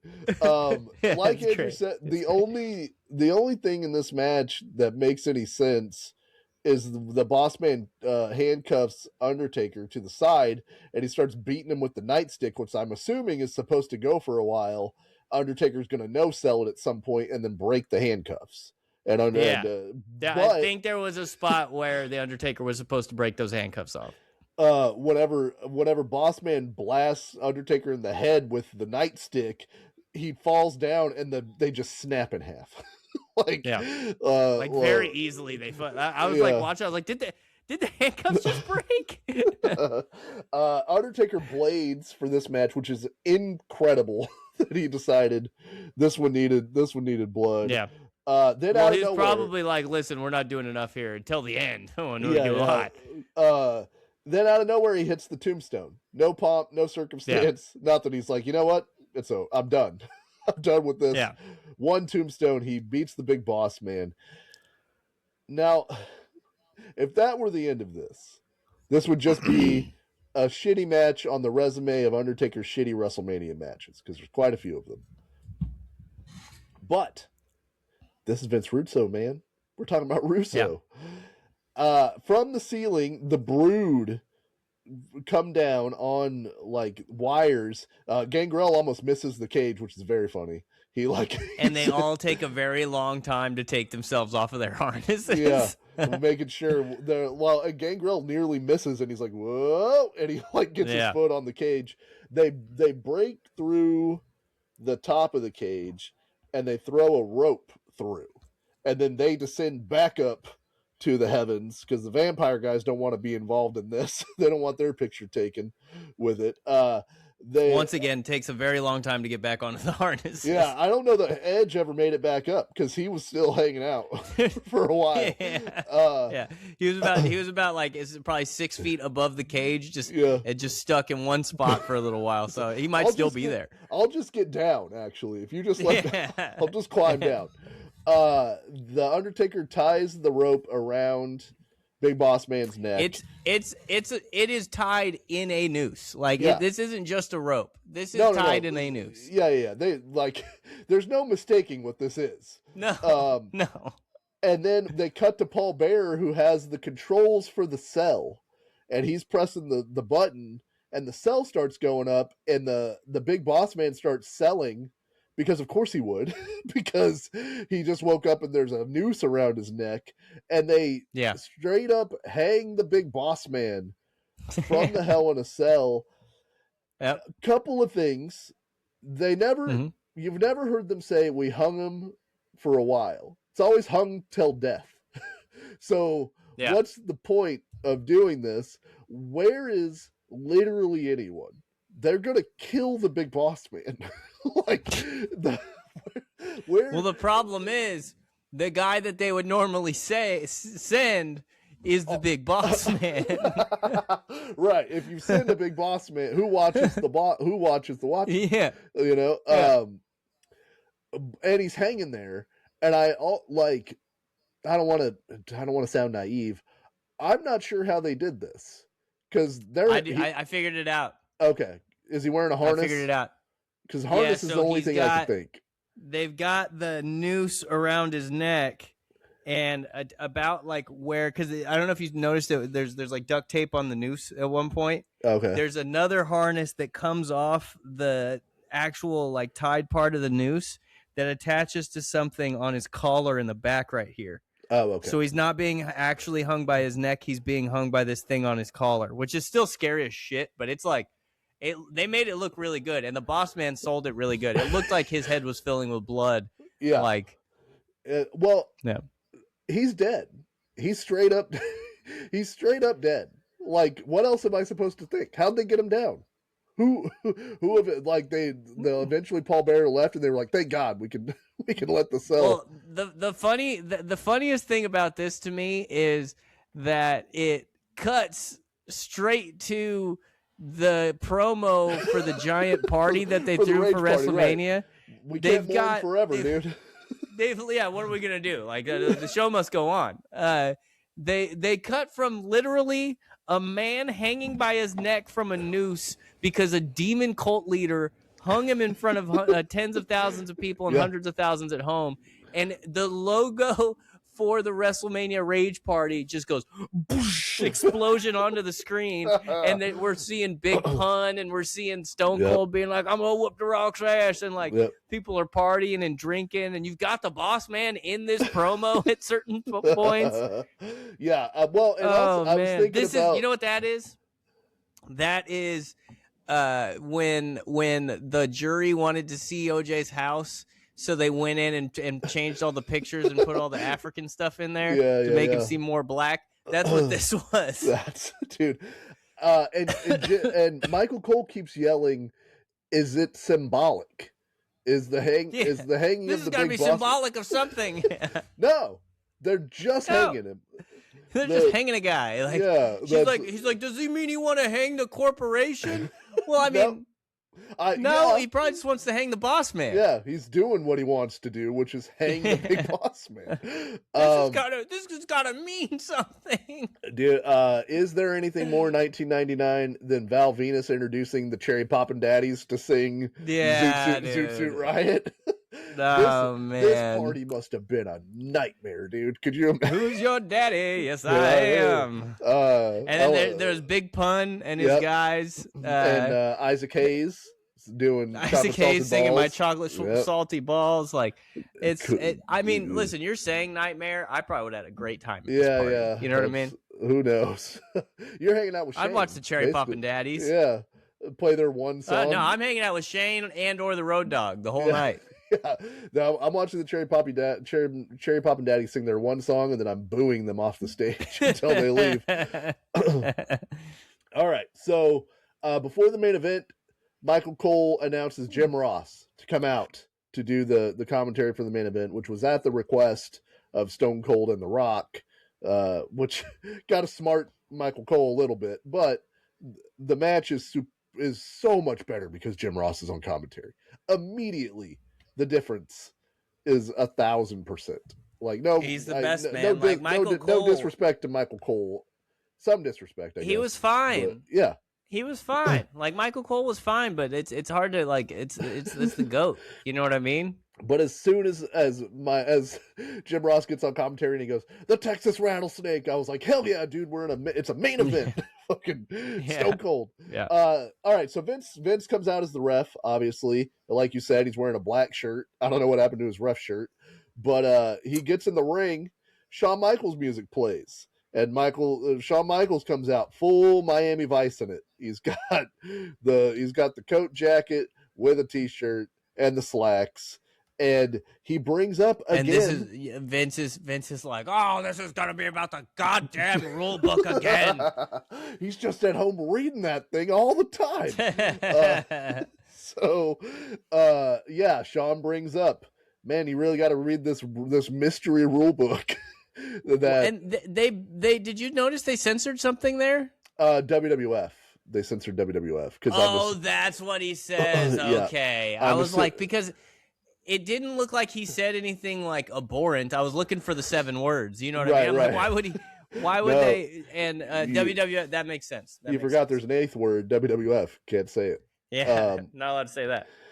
So luckily, there's only one guy who can appoint a referee at WrestleMania. Very specific wording in this rule book. If there's not a guy who can be a referee, only one guy can appoint him specifically for WrestleMania. It's me, HBK, Swerve number 3. It doesn't even say the commissioner. It says the only one who can do this is the Heartbreak Kid, Shawn Michaels. Michael Hickenbottom. You gotta find him wherever he's at. Yeah. He's the guy. So Vince can't be the special referee, so he's got to sulk off after Shawn gets in some one-liners on him. So take your Jack LaLanne body, get your ass out of my ring, etc. He was being real mean, and then they're like walking off together, and Vince is like trying to talk him. And Vince is like, "Shawn, come on, dude, like work with me. Hey, like, come on, you gotta understand, man. This guy's put me through hell." I was thinking about the other thing about the Undertaker and the Big Boss Man is like the Big Boss Man doesn't die, in spite of the fact that he's been hung. So like, what's the next night at Raw? What's the backstage like? Would they revive the Big Boss Man? Because Undertaker and Boss Man are going to see each other again. What's that like? Hey, what the hell, dude? We're taking it to hanging. What was that? Yeah. I would have just quit. You could. I'll work security for you guys. I'm a gun for hire, obviously. If you guys get me you guys are. I feel like you guys should at least suspend him. Yeah, I'm not trying to be a hard on about this, Vince, but I feel dude. Look, if you get me a more spooky tactical vest, I'll join your guys' side. I don't care. I'm a gun for hire. I don't mean to be a wiener about this, but I was hung by the neck in the middle of the arena. I don't want to be a real stick in the mud, but my kid was watching, bro. What the hell, man? So. Main event. I shit my pants, Vince. I couldn't go to the Rage after party. I wanted to see Big Pun again. he and I really hit it off the night before. So the main event, the reason we're here, the whole reason this entire show exists is for this main event. We got The Rock versus Stone Cold Steve Austin, WWF title, no disqualification. You know this is Stone Cold's match because The Rock, as the champion, comes out first. Like they're building this pop. And I was thinking about it. I actually, before this happened, I was thinking that they were going to do The Rock first because if Stone Cold came out first, oh wait, no, he's gone by now. I was gonna say it would have been Stone Cold and Vince in the ring together. Oh yeah. But Vince was gone. Vince was gone by now. So that Boss Man's just hanging above the ring this entire match. Like they can't get him down. There's a guy with a broom trying to like knock him down from the thing. We got a hard out on pay-per-view. We got to get the next match in the ring. Yo, listen, dude, I need you to go out there and get Ray. There's a huge pop for Austin is an understatement. I mean, he's the most over guy in the universe. But funny story, he forgot his vest whenever at the hotel, whenever he came to the arena.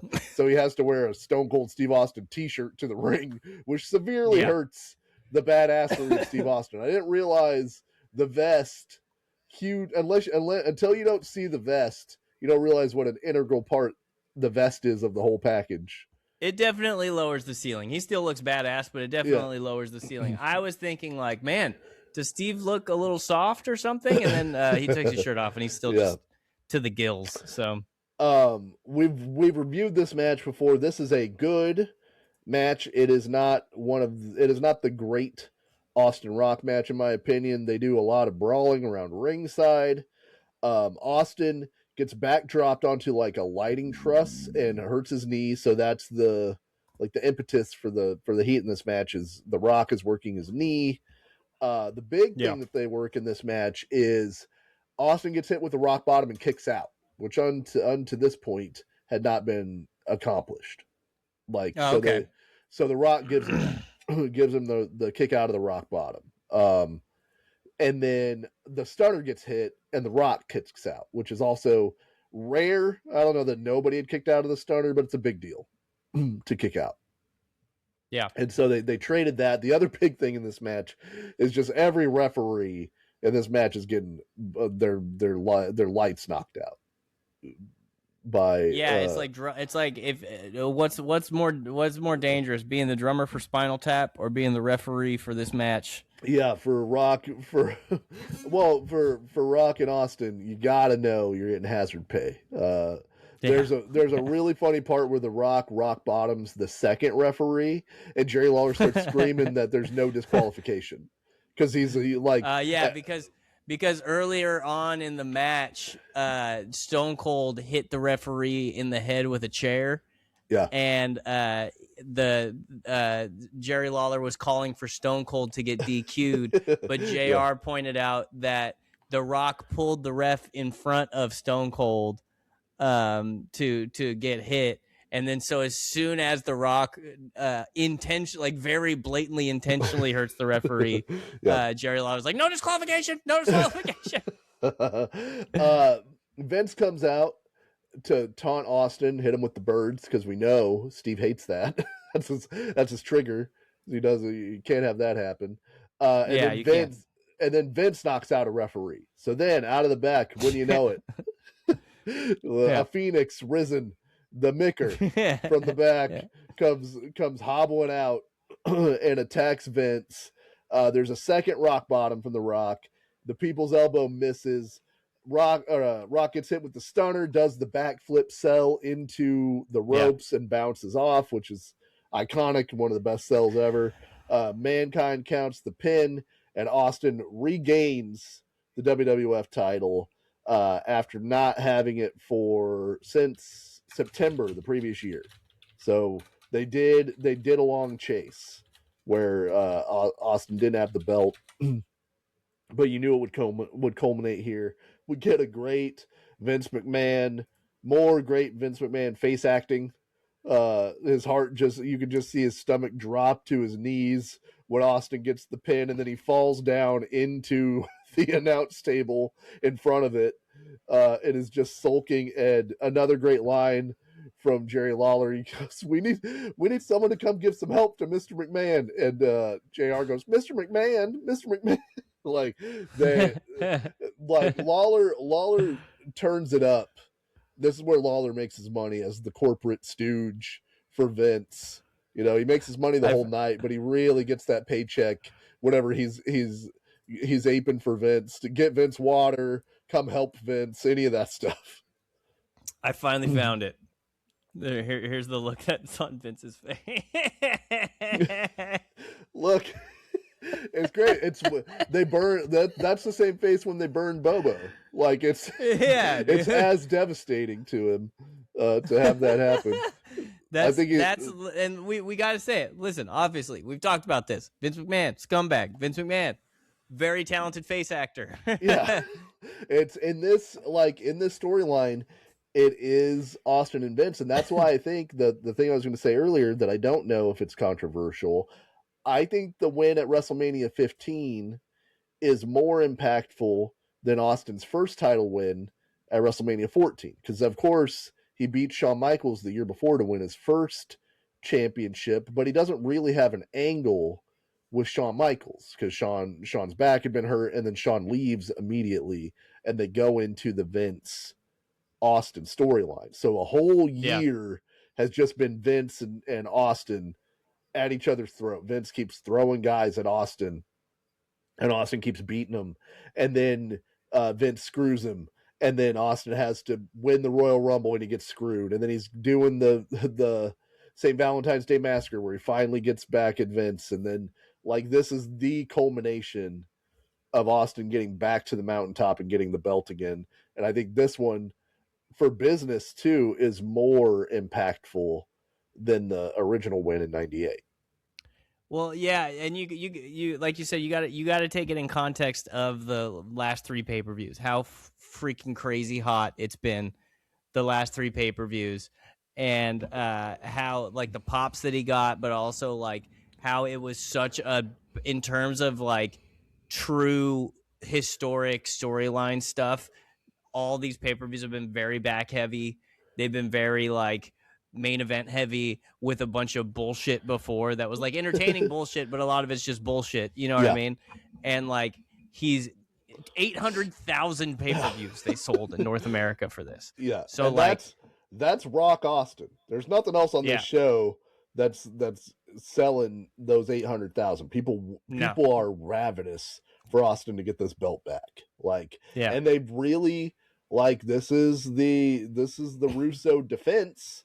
This is the glove doesn't fit. This is Mark Furman. Yeah, this is you have the Deadly Game where they screw Austin and they crown the Rock and that whole build, and you do all of that. Then you've got the Royal Rumble where he gets screwed at the end and nobody thinks Vince is going to win, and then Vince beats him. And then you've got, we're getting Vince in the cage with Austin finally.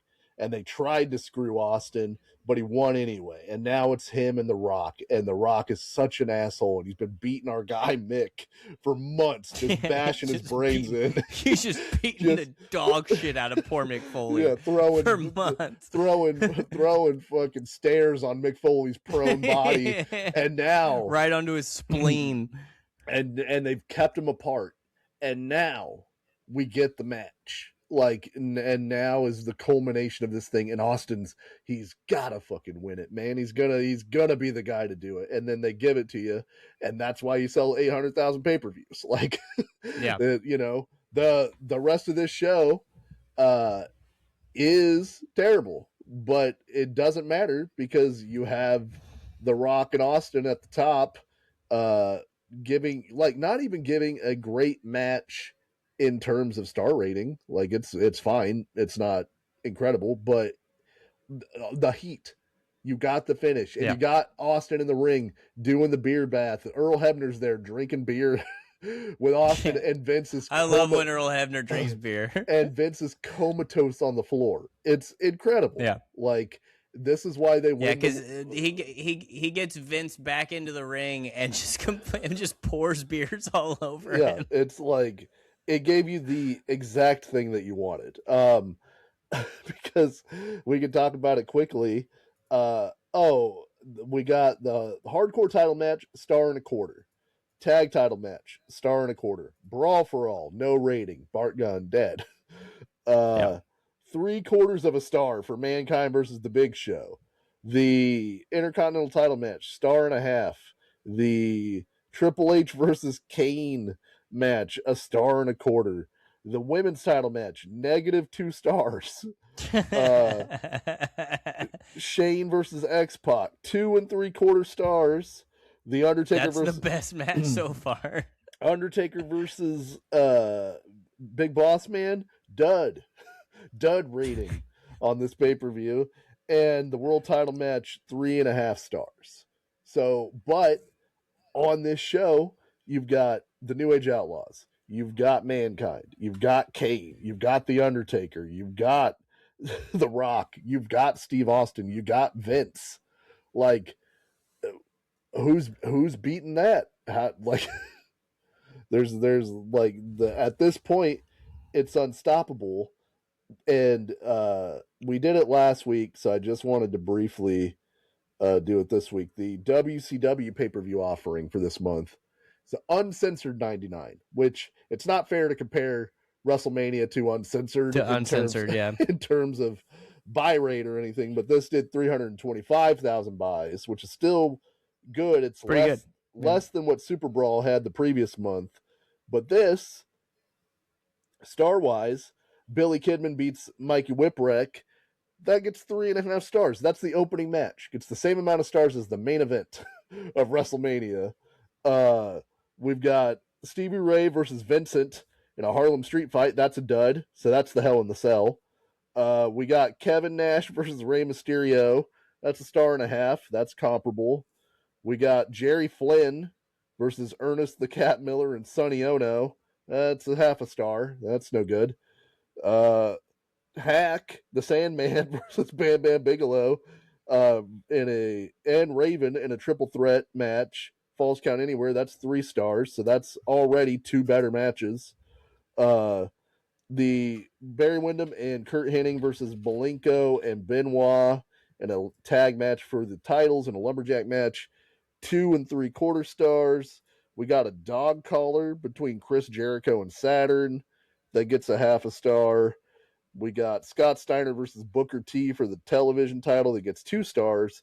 And in the main event, we got Ric Flair versus Hulk Hogan in a First Blood steel cage match that gets 2.75 stars. And I ask you, Andrew, who's doing the job on this one? I just saw it. I spoiled it for myself. You looked it up. I would, I would have guessed that Hulk Hogan won this match, but no, Hulk Hogan looking up at the rafters. I'm sure Hulk beat him on Nitro the next night, but he did win this barbed wire steel cage match. Here's the thing. Hogan's not looking at the lights. It's a First Blood match. There's no 3 count on that. Oh, yeah. So he didn't. Yeah, that's true. The Hulk and Ric Flair bled first in this match. This match is incomprehensible. Or incomprehensible. It's incomprehensible, actually, because it's not a word. So Flair gets busted open, and the referee refuses to end the match, even though it's a First Blood match, because he's in Flair's pocket. And then Flair busts Hogan open at some point, That's the and only way wins that the match. Hogan would allow himself to lose to Flair. Like, I need Yep. him to cheat like the most blatant cheating in the history of wrestling, brother. And then I'll give it to him. But the Hulkster's shoulder's never down for 3. So, Yeah. so again, star rating wise, which is not a a metric for success in wrestling, but like this WCW show is better. But you know who's not on that WCW show? The Road Dogg, Stone Cold Steve Austin. Stone Cold Steve Austin, yeah. Or Big Pun. So, like it's 99 is a crapshoot of wrestling where it's like, man, does WCW have all the guys but none of the momentum, and WWF has the top guys and all the momentum, and so they just kept throwing dirt on WCW the whole year. I'm telling you, man, like, if you don't have the guys, but you got the juice, like, we got to give the guy a little bit of credit, dude. I gave it to him earlier, but I'm going, the discovery phase is ongoing in the trial of Vince Russo. It turns out things are looking okay for him right now. He's going home feeling okay after WrestleMania 15. He hasn't written "If I Booked It" his book yet. Yeah, the name of the book is "I Booked It," and then in very small letters, "If I booked, there's an if. Yeah. So, like Andrew said at the top, all the money's going to Eric Bischoff's family. Like Andrew said at the top, follow us on all the stuff. We're active over on TikTok. I'm trying to be more blue sky in there, more on the blue sky. But we're on YouTube. Thank you to everybody that's listened. Thank you to everybody that's commented. Thank you to everybody that gives us a shot. Tell a friend if you think they'll think this is funny. We're trying to do all sorts of wrestling deep dives and content. We're going to keep it going. And thank you, everybody. We appreciate you. Yeah, you're the best. Thanks, everybody. Boy.